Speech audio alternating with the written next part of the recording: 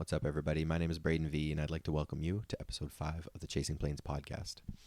On today's episode, we're going to talk a bit about upcoming shows and how I prepare. We're going to talk a bit about last week's show. We're going to talk a bit about royalties in SoundCloud, Spotify, YouTube, and other streaming platforms.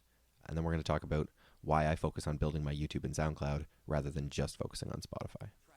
To break these patterns, why is it that every year I feel a little bit sadder? I burned the old book, now I'm trying to write up a new chapter. I overheard the voices, better cut out all that rude chatter. You can heal your heart, I know it hasn't been too shattered. Boy, you gotta move past her. This unrequited love has become my new vice, and it truly is a cruel master. I'm walking backwards. So last weekend, I got to perform at the Arts Guild in downtown Charlottetown with a collective called the Small Island Dreamers. The Small Island Dreamers are a group of upcoming hip-hop and rap related acts. A lot of them are young guys just coming out of high school on the come up, really trying to make a name and build the hip-hop scene locally here from the ground up, and it's really inspiring to be a part of. As one of the older people that kind of affiliates with them, I really take a lot of pride in being able to help inspire and motivate and build with these people as they grow something that I think has a lot of potential in the future. It's led by D Saint, KM, and between those two guys and everybody that helps them out, I really want to thank them, first of all, for having me. And also I want to let them know how inspiring and motivated I am every time I leave one of the shows that they put on. So I hope that they know, even if they're not getting rich from these shows, because I know they aren't, they're doing good things for their community and bigger things than they realize too for the artists around them who get to come out and grow their art and practice and perform and develop as artists in this scene. So anyways, we performed for a couple hours at the Arts Guild. I got to do 2 sets. I had a lot of fun. I performed 6 or 7 songs, some that I haven't released in official format, some that are crowd favorites like my Chasing Planes songs. I was a little shaky at the start, actually. It was a lot of fun, but I was nervous. I opened the show and it was tough. I was a little nervous. Some of my vocals were not as good as they would be.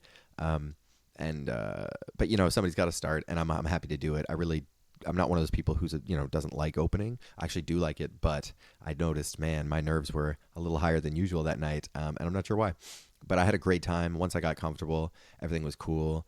Shout out to D Saint, who ran the board. He really made it fun. He got some video too. I appreciate everybody who got photos and video of the event. It was a lot of fun, and it's great to be able to capture these moments while they happen and be able to share them with people who missed out, because it'll draw them to the next ones, There were a lot of great acts. SNK and D Saint both performed dope freestyles, unbelievable. Killa Cam performed, Sean Lush performed. Who else we got? Carrie performed. Kilbride did an amazing performance with some dope psychedelic background lighting effects. It was one of the best performances I've seen him do, so shout out to Kilbride. He and I are going to work on a track sometime soon, actually. Obembe unfortunately wasn't able to make it. Shout out to Obembe. I don't know if something came up. I hope everything's all right with him. I'm sure he would have let us know if it was an emergency, but he, for whatever reason, was not able to make it out. So just a tribute to Obembe, we might play a clip of one of his songs here real quick. This is More Life. Obembe, more life.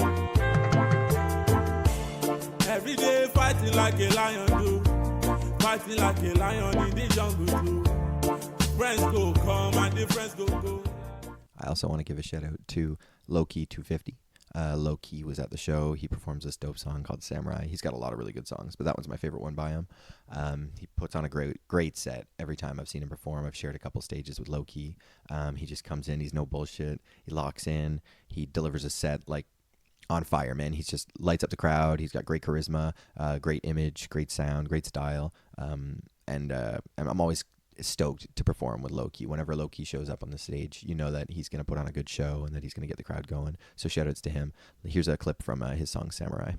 Fucking samurai, got my shadow on my right, katana on the side, yeah, creeping late at night, it ain't safe, but it's I, got the devil in sight, fist closed, looking tight, on a mission, ain't no missing, stay hidden, every target, you niggas contrabands, I'm the... So now we've got a show on May 21st. I just posted a bit of promo about it today on my social media, so make sure you check out that video if you're following and you're interested. We'll be performing at the Old Triangle on May 21st, Saturday at 9 p.m. The doors open. 10 p.m. is when we go on. I'll be performing alongside a lot of dope acts. There's going to be the Prototype. He's going to be debuting his Man X Machine album that night. Explicit's going to be performing. Zale is going to be performing rather. Just the Facts are going to perform. All Shades of Grey, Charlie Ruth, Radley, Loki 250, who I just mentioned. You guys heard a clip of one of his songs. He's going to be showing up. DJ Alley Cat and Selecta Chevron are going to be running the beats and production for us. So shout out to them. Those guys are dope beat makers and DJs. And it's always cool to see them come out to shows. They're big supporters of the scene themselves and artists in their own right. And Chevy's actually a dope chef too. Shout out to him. And DJ Alley Cat has scratched on my songs live while I'm performing, and it's the coolest thing on the planet as a rapper to hear a true DJ scratching vinyl on your song. Like, it's the coolest sound, and the audience, I don't think even they notice it as much as I do, but I fucking love it. So shout out to him too. I'm really looking forward to this Old Triangle show, guys. I'm going to be performing some of my favorite songs there, and really making the best of it, because the whole hip hop scene's coming out that night. So I got to make sure I'm looking and sounding my best to represent, and to make sure everybody watching doesn't go, who invited this loser, right?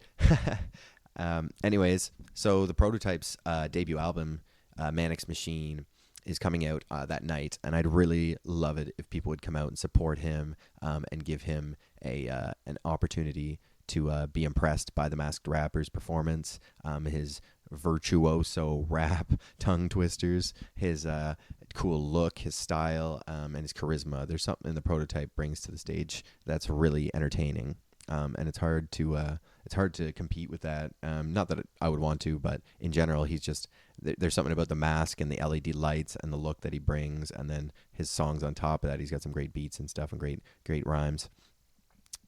It's always cool to see the Prototype perform. I'm really happy I'm able to perform with him, and I've got a song with him. And as a matter of fact, here's a clip of it. This is Back on Beat, the Prototype's verse. Snap on beat like a battery. Run through drills like it's cavalry. Can't do work, burn calories, and flex with a low wage salaries. So talking technicalities, abnormalities, nationalities, personalities, purge analogies, merge formality, and curve normality. You heard about me, but you never heard a word about me. Not loudly, can't believe a word to doubt me. Word is a learn, but he still ain't nervous around me. It sternly emerges of words in his mouthpiece. Pardon my urges, a murderous reality. I like visions and versions of malady. Find me the king. To this day, I still cannot rap the full 32-bar verse of the Prototype's feature in my song Back on Beat. It's very tricky, it's tongue-twistery, it's long, and it's very difficult to perform. But someday, maybe I will be able to rap the verse that is on my own song. I'm coming for you, Pro 2. I'll be able to rap your verse someday. And then what will you do? No, I'm just kidding. Yeah, so anyways, next couple weeks we've got that show with so many dope acts. Like, I'm really excited just to be able to go to this show, much less be a part of it. I'm so stoked to be able to be a part of it. But like, even just going to see everybody performing, it's going to be an amazing night for local hip hop. The Guild show was really good in a different way, but this show is going to be, I mean, it's going to be a real rap show. It's going to have drinks served. Things are going to get a little wild, I imagine, later in the night. The hip-hop scene's coming out big time with all these acts and all their friends that show up with them. And we've got some other people that are going to be promoting a future show at it, too. So, you know, there's going to be a good turnout because people are going to be showing up to see the acts, to promote future acts, and to just take part in the scene, you know what I mean? And the dope thing about this is good music will come out of this. Every time we do one of these big shows, artists get to network, rappers get to meet each other, they get to meet the producers and the other players in the scene, and from there they generate relationships, and ultimately better music will come out of it. So I'm really happy to be part of that. I've been thinking about this lately a lot. I've noticed that I'm one of the only artists in the local scene that promotes their SoundCloud. So this is something that I've wanted to talk about a little bit on the podcast for a little while. One of the reasons I started this podcast was to give my perspective and my ideas on a lot of the music industry, and what it's like to be an independent musician that's growing from square one like I am, guys. I mean, the cool thing about the Chasing Planes podcast, in my opinion, is it's almost a vlog or a audio journal of my journey as an independent artist and my growth and the lessons I learn and the experiences I have and the failures and the successes along the way. So that's kind of cool on a personal level. And I'm glad that you guys, the listeners, are here to go along for that ride with me. But as I was saying, I noticed a lot of people these days focus on Spotify as artists, which makes sense. Spotify is the largest platform for streaming music today. But the problem with Spotify is, well, there's many problems with Spotify. One of them being its royalty payout, of course. Now, I don't make music that gets so many streams that I expect to be making much music off it anyway. So for me to be sour about streaming rates, it's a little early, let's say. But the issue I have with Spotify is they keep lobbying for lower and lower streaming rates for the artists that create the platform and enable the platform that they have to make the money it does. And Spotify's CEO spends hundreds of millions investing into AI military technologies and a lot of things that artists that are helping generate that wealth for him would not agree with that money being spent on. Now, obviously, he created the platform. He can spend his money on what he wants. But when you're ripping off artists and insisting on paying them less and then taking that profit that you've generated from their music and spending it on essentially war devices, I think there's a lot of artists that would be really disgusted if they learn this. And I don't think a lot of people know it because it's not really publicized that much. Spotify is an ethically problematic platform in a lot of ways. The reason I like SoundCloud, and I love Spotify, by the way, as a platform, so Spotify don't refuse to put me on a playlist or something because I talked some shit about the CEO. Chill out, all right, guys? Everybody loves music. But the point is, come on. The SoundCloud is interesting to me because they've recently changed their payout rates. If you are a member of SoundCloud, if you pay the fee to listen to SoundCloud Go, which is a mobile streaming platform similar to Spotify, you can pay artists a percentage of your subscription fee based on how much you listen to them. So if you go to Spotify and you listen to Drake 100% of the time, the money doesn't go specifically to Drake. It still gets dispersed throughout the system, from that subscription fee. You understand? The streams will pay Drake individually, but the subscription of that fan who paid for the platform to listen specifically to Drake, for example, is not paying Drake directly somehow, right? You understand? The subscription, none of that's going to Drake. With SoundCloud, they will take that subscription and a percentage of it will go to the artist based on how much you listen to those artists. So if you listen to 5 artists, that percentage will get split between 5 artists. So if it's a $10 platform fee for a month on SoundCloud, $2 of that goes to SoundCloud to keep, and $8 of that will get split between the artists that you're listening to.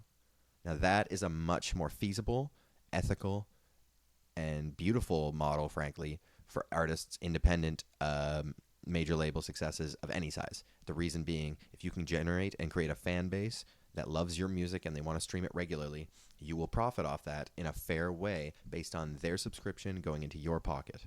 And that is the way it should be. But Spotify is, I almost guarantee, will do as much as they can to avoid doing a payment platform system like that, where the artists on the platform will make real income based on what they bring to the platform. Now, the problem with Spotify is the similar problem with radio. Spotify wants to keep you on their platform. So if they feed you music that's not what you like, people are more likely to turn it off, just like the radio, right? The problem with independent artists getting on radio is that the radio stations have no reason to play you when they can play Maroon 5 or The Weeknd or Doja Cat, and suddenly everybody's going to be sticking on their platform more likely than if you put on some song by me who nobody knows. You understand? So Spotify has the same issue because they're a paid platform and it's a music streaming service. They need to feed people music that they like. This is where the algorithm comes into play. The problem with the Spotify algorithm is that it's going to try and cater music to you that will keep you on their platform. So it's not necessarily trying to help you discover new music that you don't already know. It's going to try and feed you music to help you keep listening as long as possible. And there's a huge difference there because music discovery is not the same. Music discovery is trying to find new music similar to what you already like or that you don't know you like yet because you haven't heard anything similar to it. But the problem with that is you won't hear anything totally dissimilar to what you've heard before because the algorithm is trying to cater to you with music that you have streamed before. It goes, oh, look what they've listened to. They like this. We will feed them more like this. And again, I said, unfortunately for independent artists, it's obviously, for the most part, not those ones that are getting fed to them. If you like hip hop and rap, they're going to be way more likely to stream you Kendrick Lamar in their algorithm than they would me even though you're listening to the same genre hip hop. You know what I mean? Because Kendrick is so much more well known, his music is so much more streamed. It's arguable that he's much more well liked, and he is. But like the point being, if I was given the platform Kendrick did, would I be catered to in the algorithm the same way as him? That's the question, right? And this is the problem with guys like Drake. You'll hear me roast Drake a lot. I love Drake. All right, I'm not trying to. It's not a personal thing, but Spotify gave Drake editorial playlist placements for a whole album. And of course that led to record-breaking streams for Drake. It's hard for me to pretend that Drake is the most prominent artist of our generation, or whatever they want to say, with the most gold records or whatever the friggin' word is that he has, because he's been catered to on a platform, and that's a problem. Obviously, Drake makes great music that a lot of people like, but when the algorithm is working for you in ways, by you getting put on the top of playlists that get millions of streams every time people hit play on it, it becomes imbalanced, and there's no reason for it to be imbalanced. Drake has more than enough money. He doesn't need to make more money. I mean, good on him for making more money. Keep you doing you, Drake. But let's help these other artists get a step up too, so they can create a bigger platform and they can create better music. Because ultimately, the finances in music, in my opinion, if I make any money off music, it's going back into making better music.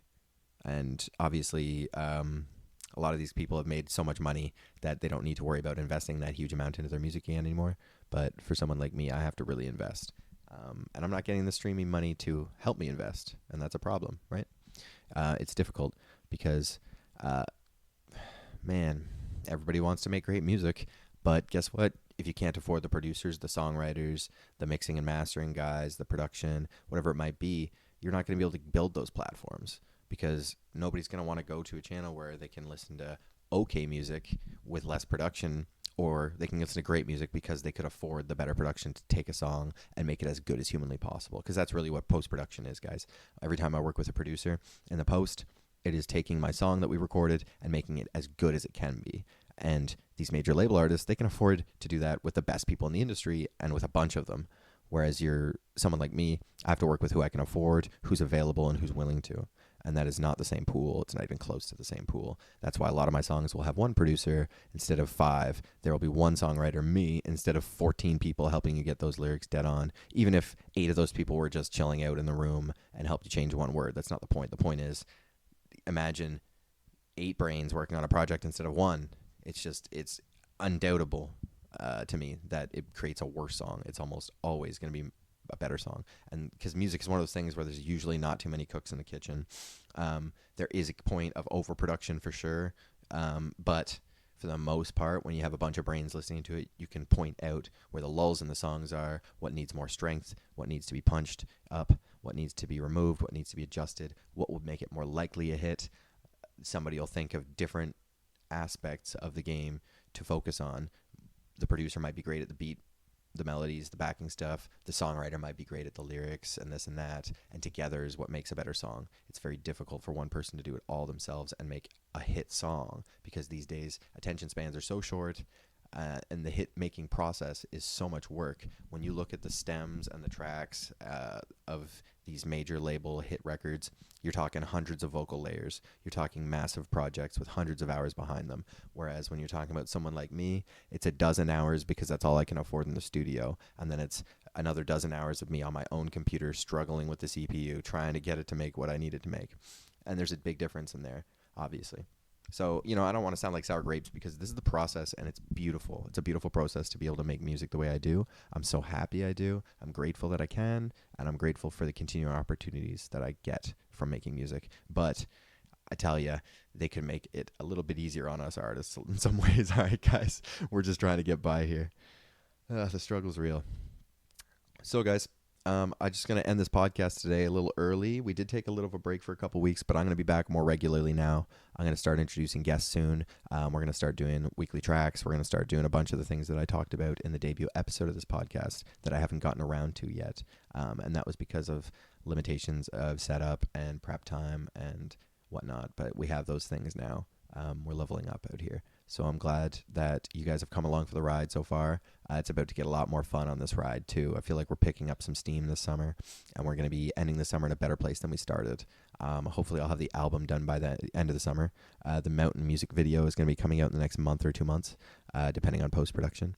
I've got new music coming. I'm going to be in the studio on the 19th to work on a song called Nothing Left with Adam Gallant at the Hill Sound Studio. I'm super excited about it. I've been sitting on that song for months now. And it's one of those things where it's in like the final 90%, like kind of, you know, that 90% of it's done rather. The final 10% needs to be finished up and tightened up, and I got to do some little bits to make it the best it can be, and then we'll get it out there to you guys. Unfortunately, I can't release it for about a month, so expect the new release June 19th, June 20th, something like that. I'm really excited for that too. That's going to be a really dramatic, beautiful song, and that's called Nothing Left. I'll play you guys a snippet of the beat here, actually, as a preview. This will be the first official preview of the instrumental for Nothing Left, and then we'll wrap up the podcast on that, guys. My name is BraedenV. Thank you for listening and taking part. Make sure to like and subscribe to the podcast if you haven't already. My YouTube channel here, or my SoundCloud, or my Spotify. All three of these will be featuring my new music as it comes out, so it's important to me that you guys subscribe or follow so that you can get it when it comes out. I appreciate you guys. Here's that clip.